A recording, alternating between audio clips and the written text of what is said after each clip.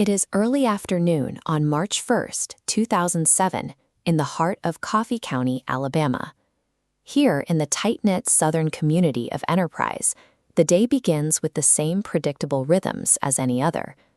Inside the local high school, the hallways are crowded. Hundreds of teenagers and faculty members are moving between classrooms, navigating the loud corridors that define the middle of a typical school day. There is a quiet trust placed in the heavy brick and concrete of a school building. For the students and teachers inside, these walls represent a reliable sanctuary, a place where the primary concern of the afternoon is the timing of the next bell. But that routine hid a lethal reality. While the school operated under a total assumption of safety, a targeted threat was already converging on the town. Outside, the atmosphere is shifting. The sky above Enterprise is turning a bruised shade of green-black as heavy storm clouds settle over the horizon. A monster is actively moving across the county, a massive, multi-vortex EF4 tornado. This diagram illustrates the incoming storm. Inside the primary funnel, subvortices rotate at extreme velocities, producing wind speeds over 170 miles per hour. The EF4 is on a direct path toward Coffee County, moving straight toward Enterprise High School. As this rotating air grinds across the Alabama landscape, the hundreds of people sheltering inside remain unaware of the force bearing down on them. The lack of early warning, combined with the storm's velocity, effectively sealed the building's exits. At exactly 1:10 p.m., the window of safety evaporated. Emergency alarms trigger throughout the campus. Teachers move quickly to direct students to drop to the floor and cover their heads as the building begins to shake. This floor plan shows the school's emergency strategy. Following protocol, the students are pushed away from exterior windows and packed into the interior hallways and the main auditorium, massing against the load-bearing walls. Then comes the sound. The muffled noise of the storm gives way to a deafening roar, similar to a jet engine, as the tornado reaches the exterior walls. In the dim light of flickering electricity, hundreds of teenagers huddled together, pressing themselves against the lockers and tile in the final seconds before impact.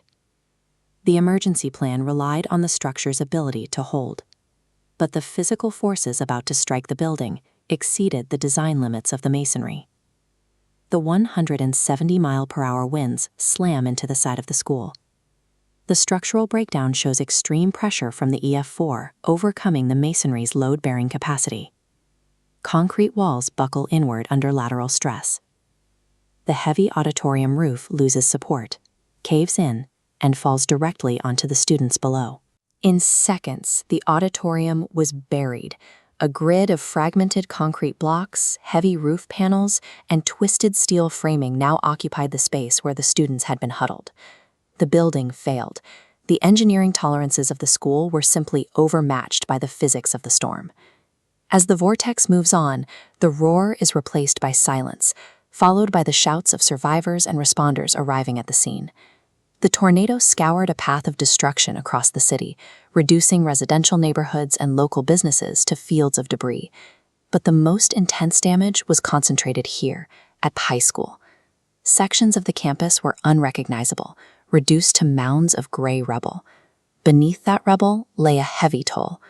Rescue workers discovered 7 students and 1 faculty member had lost their lives in the collapse. While the physical damage was immense, the impact on the community was deeper. The failure of the building's designated safe zones forced a traumatic shift in how the town viewed its most trusted structures. March 1, 2007, left this town changed. The loss of 8 lives within the walls of a school continues to resonate long after the debris has been cleared. It forces a confrontation with the limits of architectural safety. The buildings we inhabit every day have strict physical breaking points. The Enterprise High School collapse stands as a testament to the indifference of the natural world. Nature does not pause for a school bell. Ultimately, the tragedy shows that when confronted with the full force of the atmosphere, the walls built to protect our children are fragile.